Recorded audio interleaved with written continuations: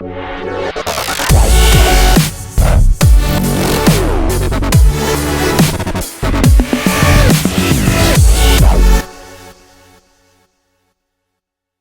right, so today we coming to you with another episode of Auto Glass Tech Talk, and we taking it to North America, Canada per se, and we actually going to the six. So we're going out to Toronto, and we got Marissa here. So Marissa, introduce yourself and tell us more about you and what you do.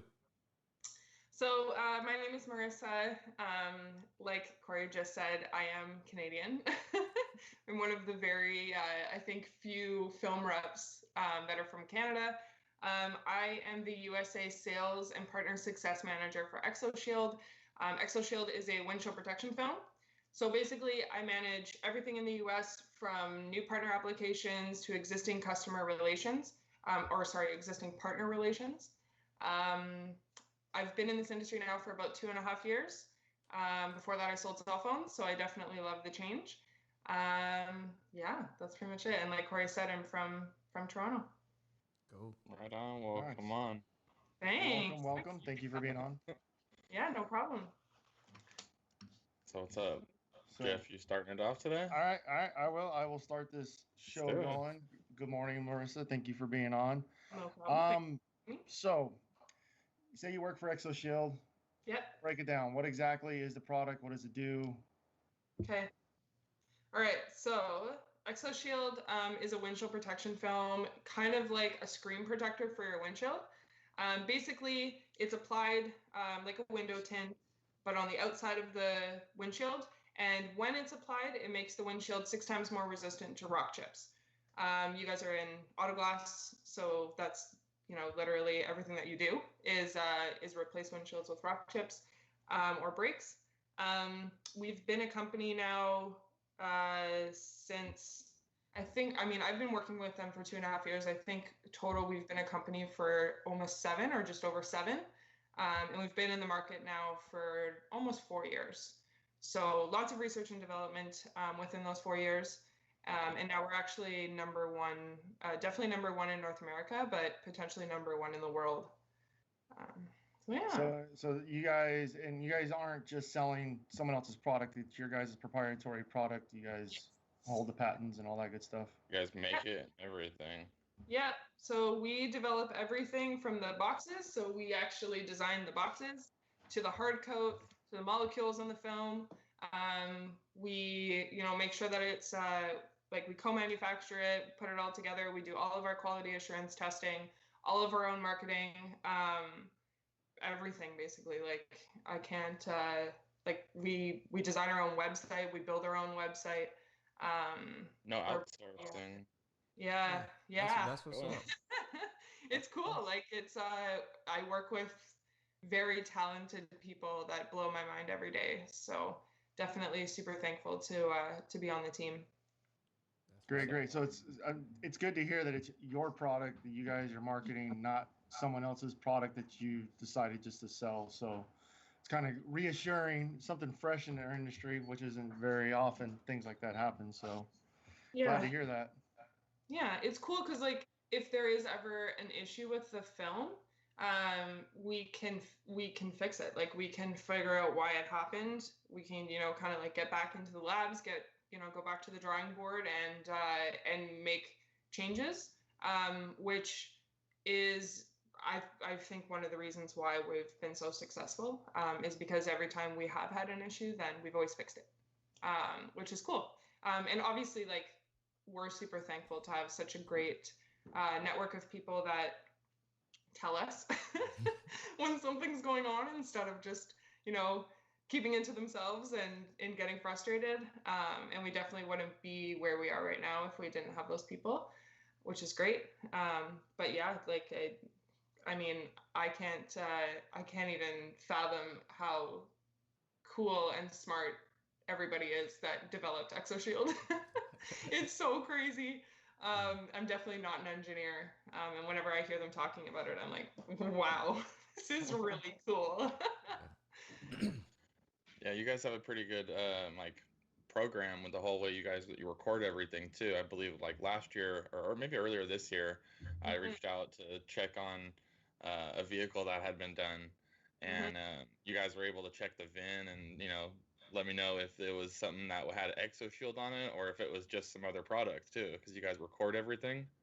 Yeah, so all of our warranty registration is actually done online. So it takes like 3 minutes maybe to register a warranty. There's obviously definitely warranties that are probably not registered, just as there is with any product. But we have I think we have a pretty good system going. It's nice to be able to know where our film is, what cars it's on, how many miles it's being driven, and it helps us better develop and improve the film. And we've gotten so much out of it. We're never gonna go to writing down a VIN and odometer reading and mailing it in. It's always going to be online, and we're working really hard to make it so it's even easier. So actually recently, I think probably about 6 months ago, we actually built a VIN decoder into the portal. So when you type in the VIN, it decodes it, and then it pulls up as 2019 Mercedes C-Class or something, which is cool because it makes sure that people obviously it's less steps for our partners to be typing everything in, but it makes sure that they're typing in the VIN properly, which is obviously super important. So yeah. Cool. So you have, Chris brought up, you have this this timeline of each job, so you know when it was done and everything like that. Going off of that, do you guys just have anybody can buy your product, or do you guys have to have a certain registration to get your? Because I know crystalline tint out here in Arizona, only certain people can have it. You don't even know the pricing of it unless you're certified. So do you guys have a similar certification program for your product?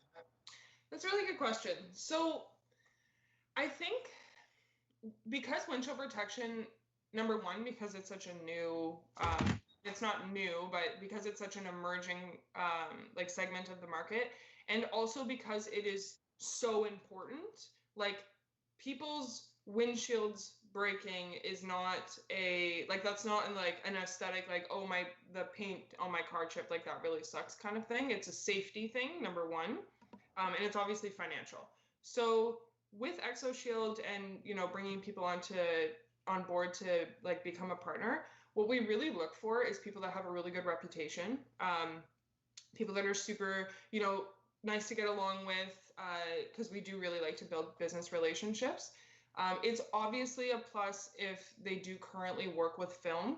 ExoShield is a 5 mil polyester base. Even though we have excellent training programs, there's still a learning curve to it.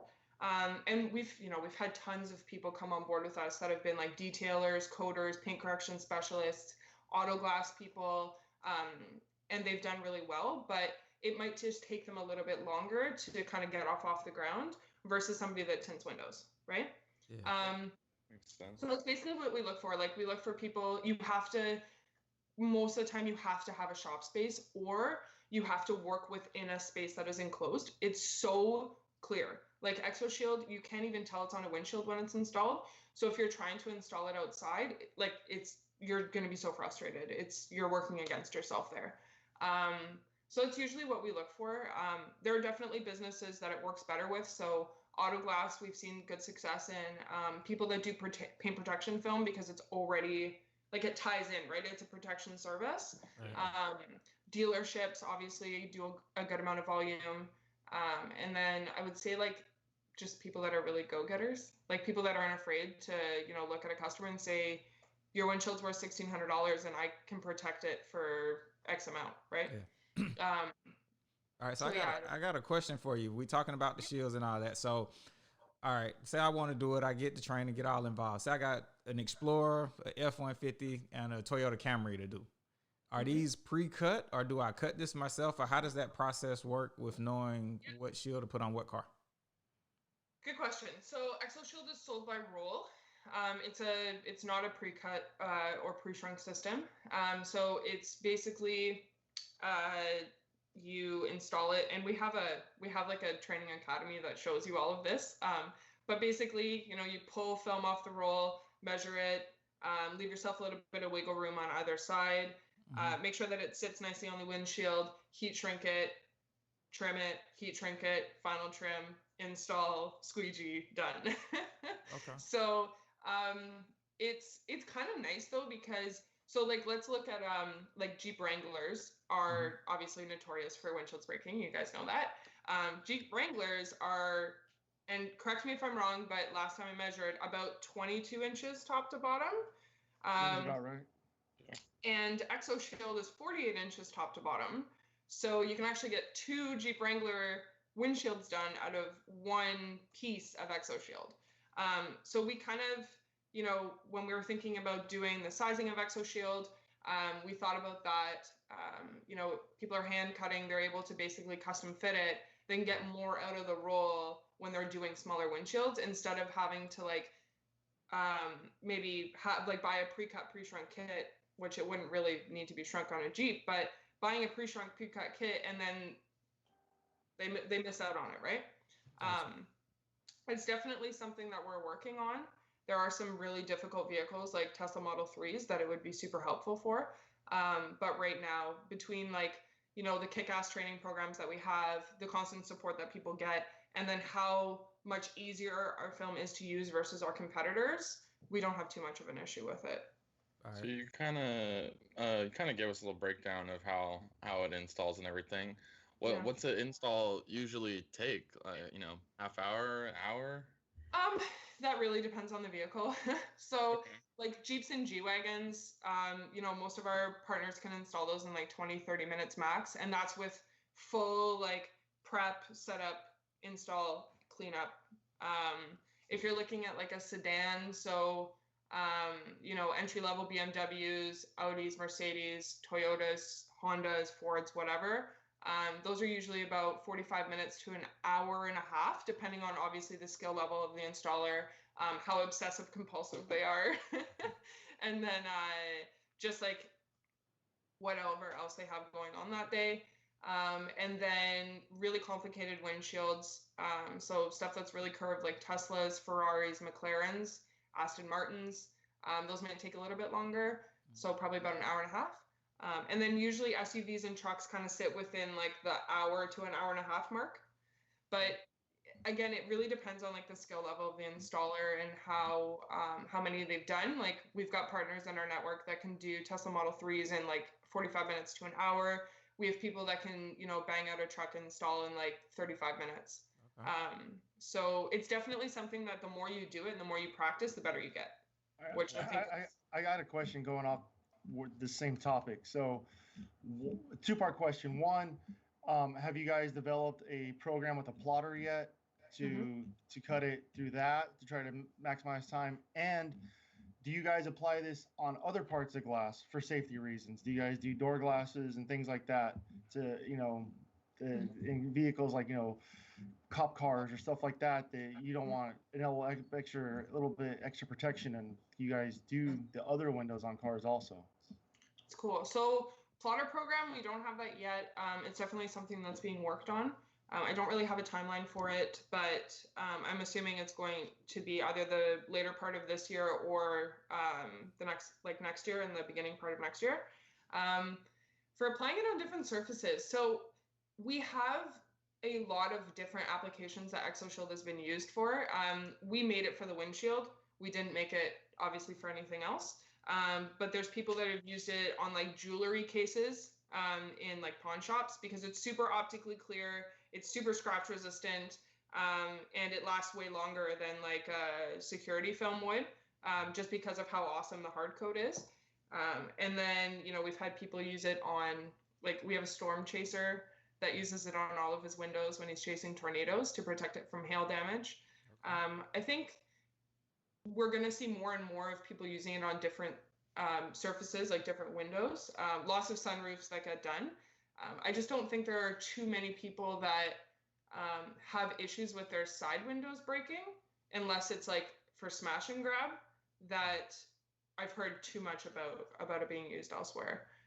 But I mean, we're always looking at, I mean, we want to put ExoShield on everything. So everything that it can go on to. So we're always looking at different options for that. All right, let's go back to the training real quick. You said it's basically, it takes a lot of repetition. So let's go back to when you first started and you did your first shield, right? how long did it take you? And then explain your progression and how your time went with the training and how you got better at it, so people can get an idea. It take 3 shields, 5 shields, or how many to get better? Boy, so yeah. So as I said, I do not have a background in window film. I used to sell cell phones. And I'm really great at installing screen protectors, but those are much smaller than windshield.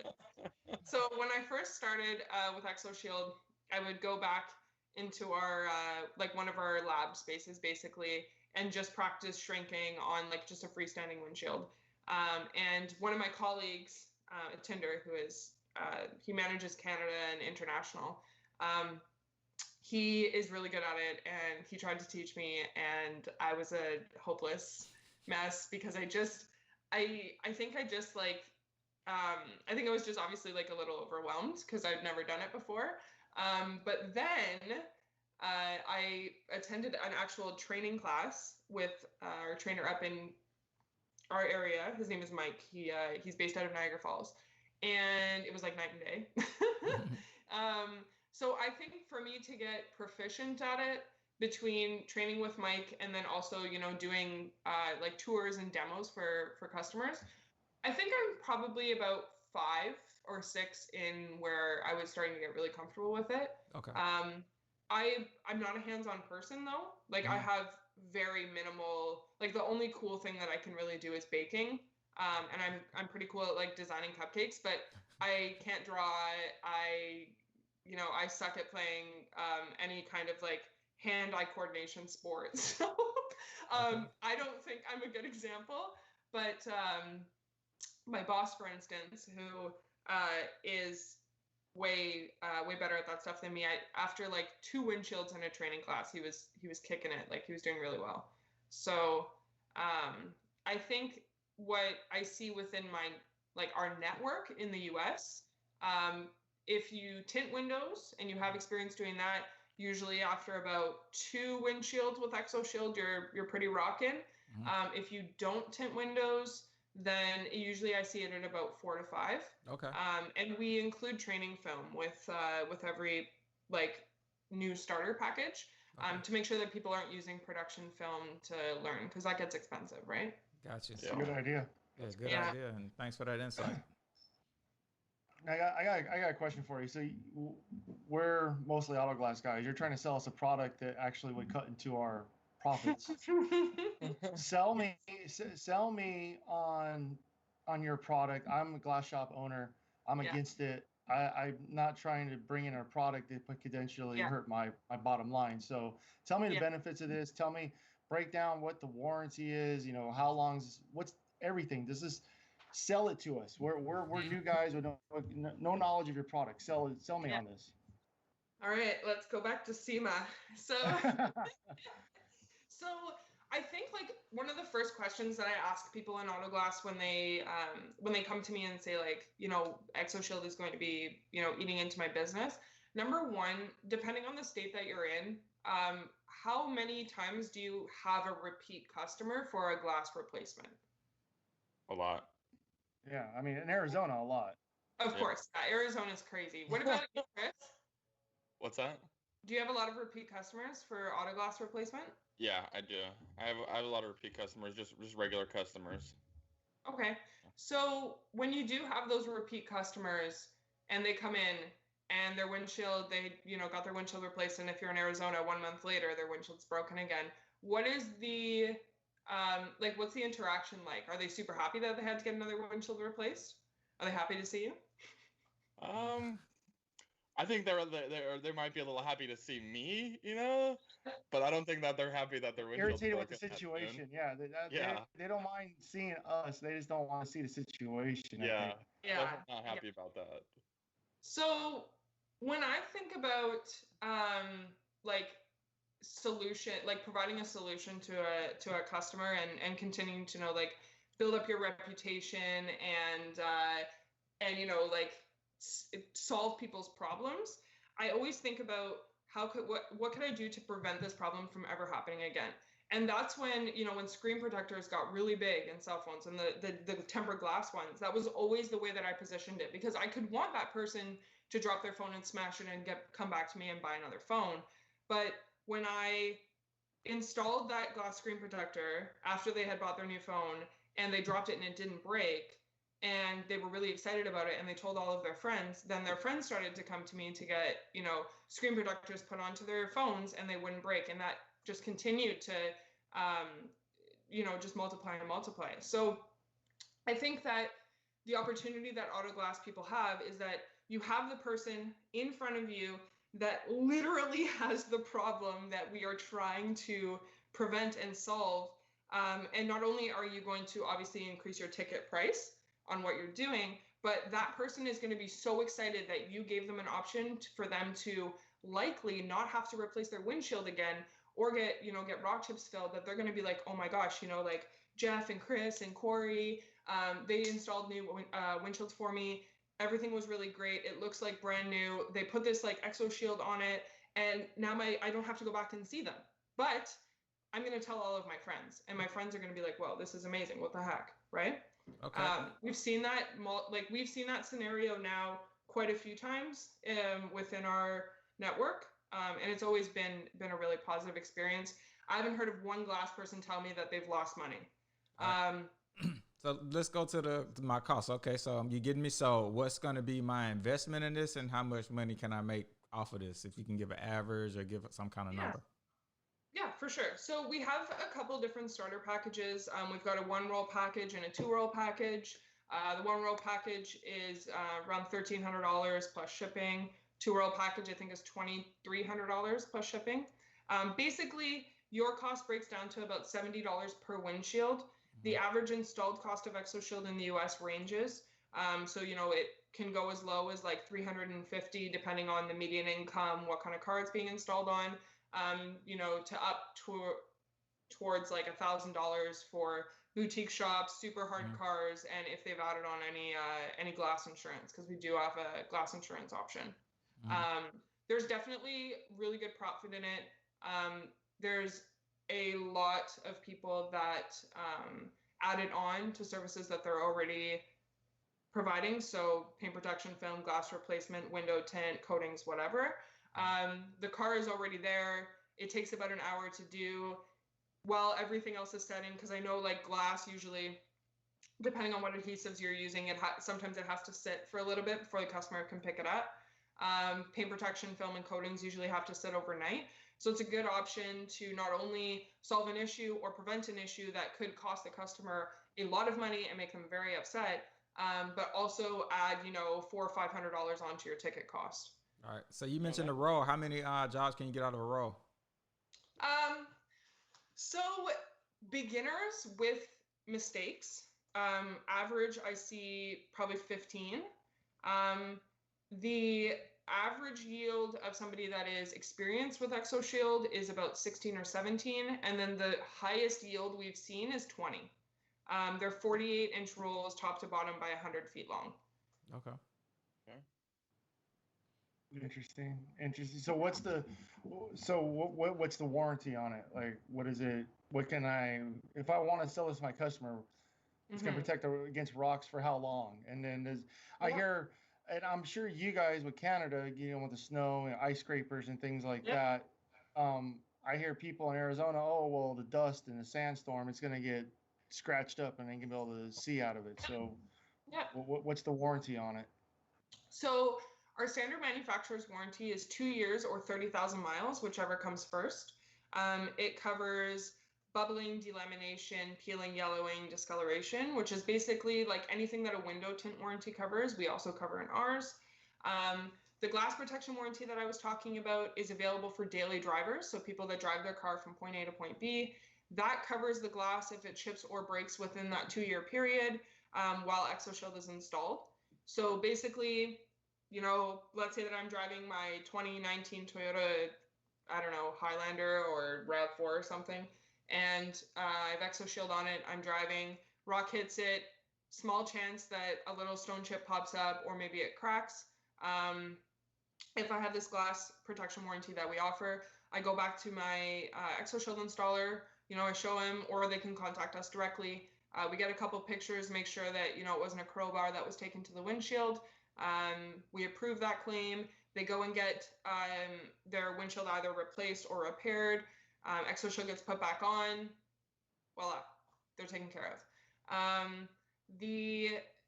The life expectancy of ExoShield is up to 4 years.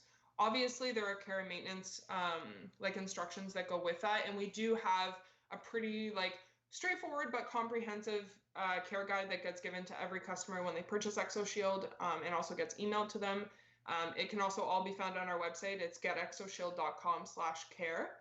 But ice scrapers are not too much of an issue as long as they're in good condition. Like if a dog went at your ice scraper and it's all rough on the edges, then it's not going to be great for ExoShield. But if it's, you know, smooth and in good condition, we're good.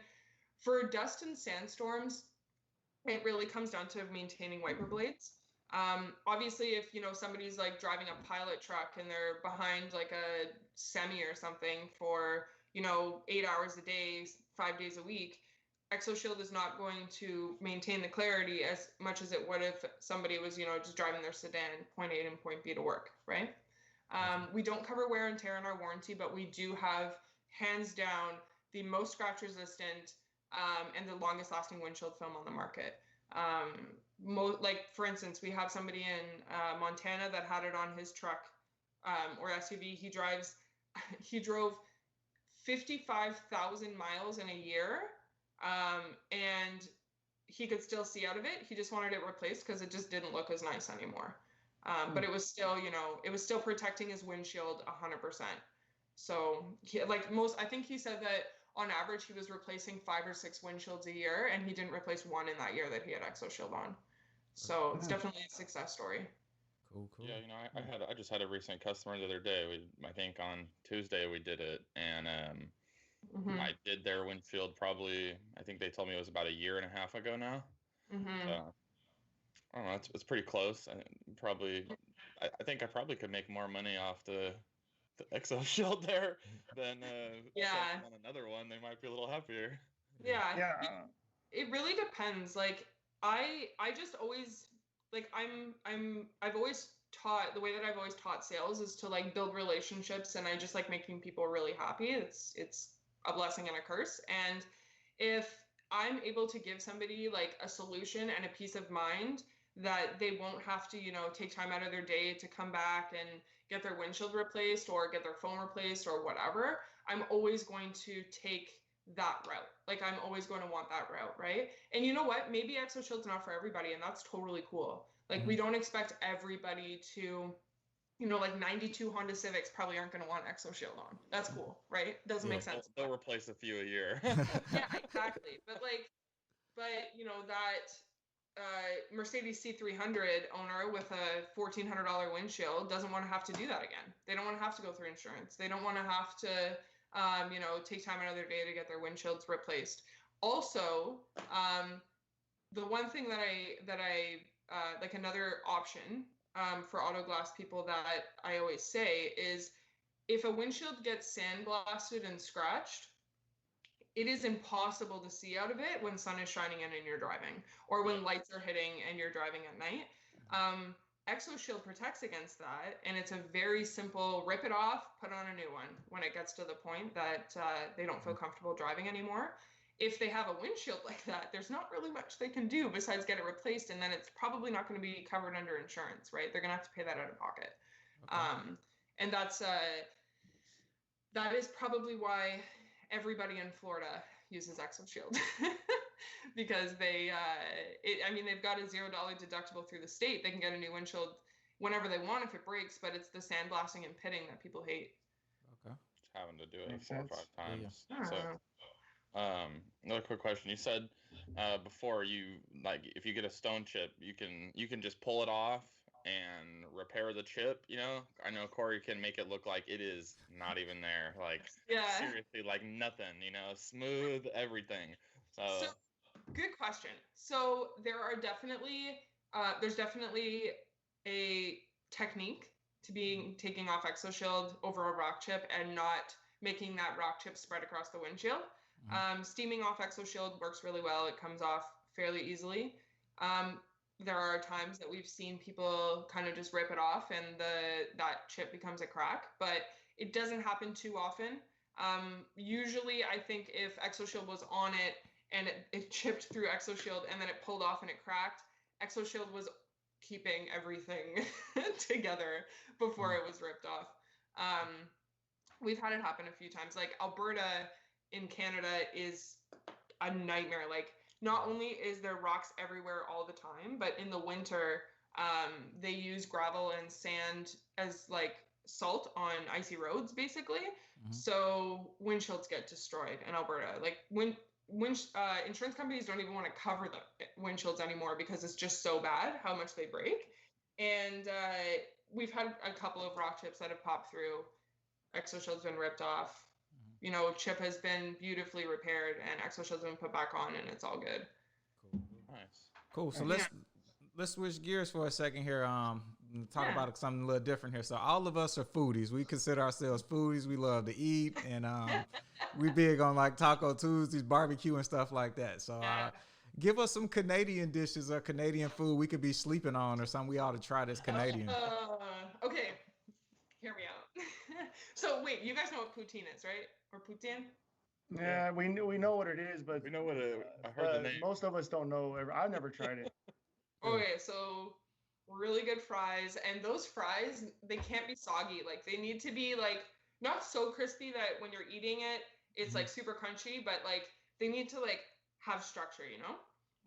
Most of the time I like it when it's skin on fries. Those are really good. And then a really good like rich gravy, cheese curds, not shredded cheese. That is not poutine. It has to be Quebec cheese curds. Quebec and then cheese, it's poutine. Love that. That's like super Canadian. Something else that always shocks people, and I've seen this as like a meme sometimes. So something that we do in Canada when it snows is we take maple syrup and we pour it on snow and we wait like a minute or two, and then we take a stick and we roll it onto the stick, and it's like a maple syrup like taffy almost. Okay. Yeah. It's so good. Yeah. I've seen the pictures. I've never seen that in my life. Oh, dude, you think it's fake? Like, what are you doing? Like, nah, it's real. Okay. So keeping with the food thing, what's a drink? Like, if I went to the bar, what's a Canadian like bar drink?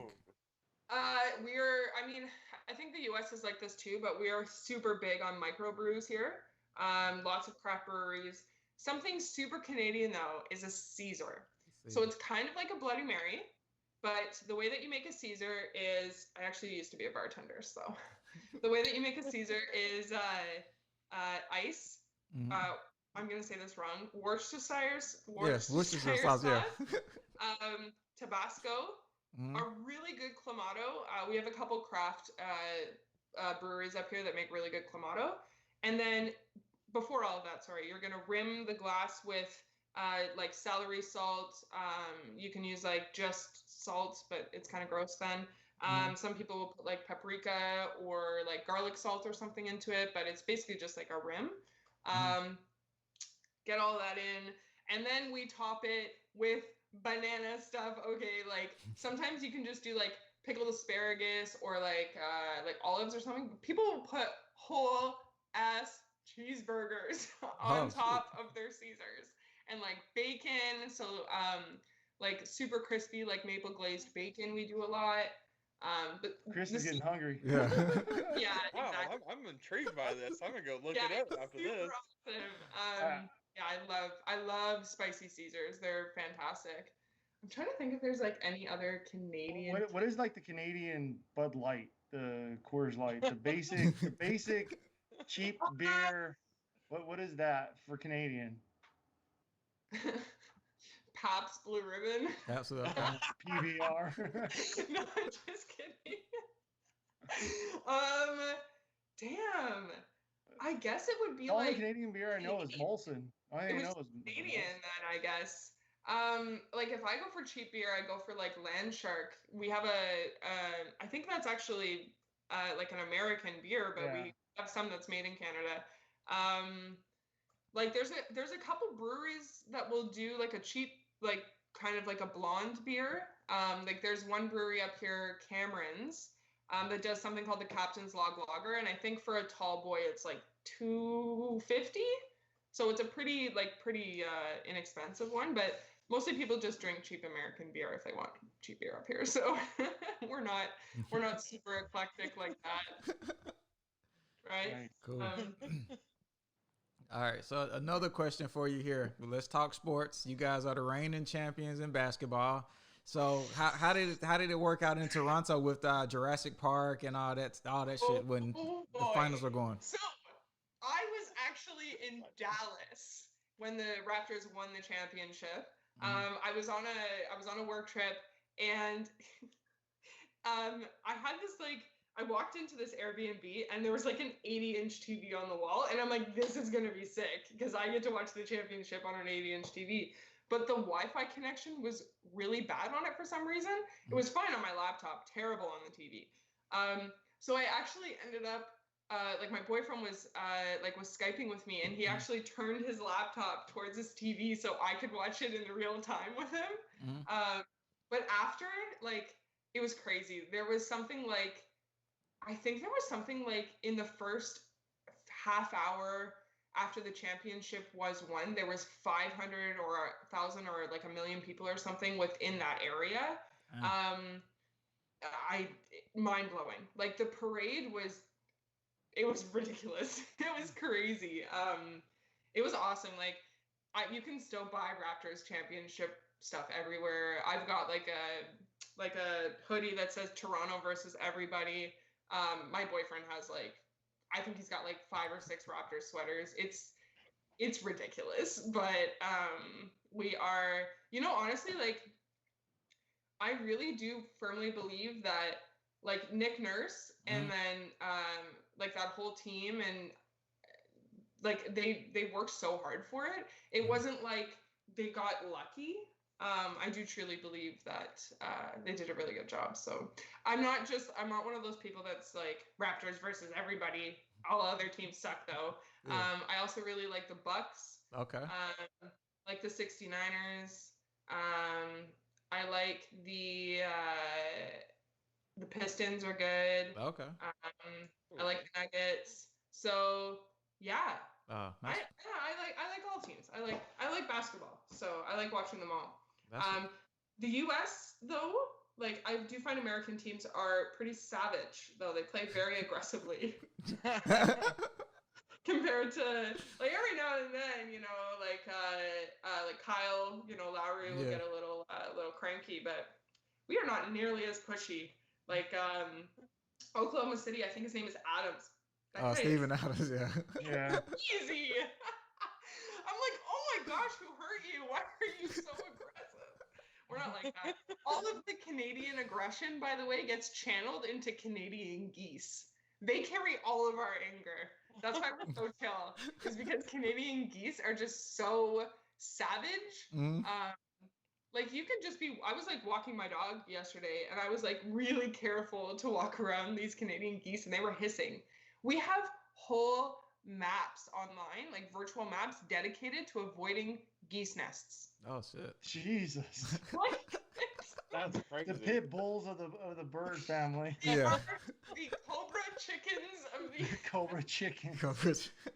That's funny.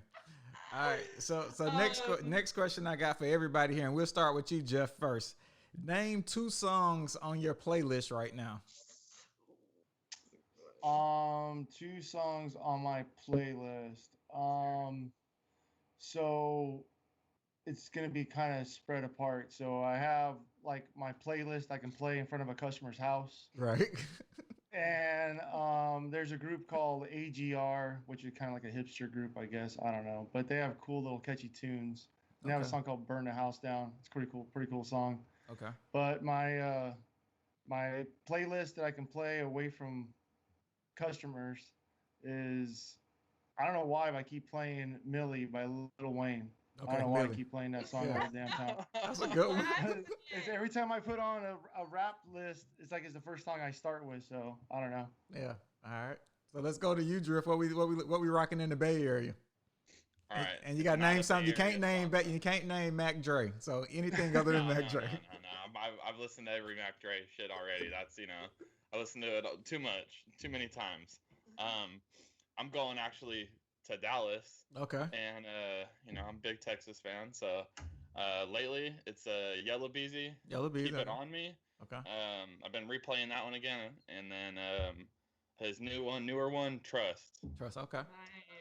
Yep. Gotcha. What about you, Marissa? Name some on your playlist. Also, just want to correct myself. It's 76ers, not 16ers. I was gonna say.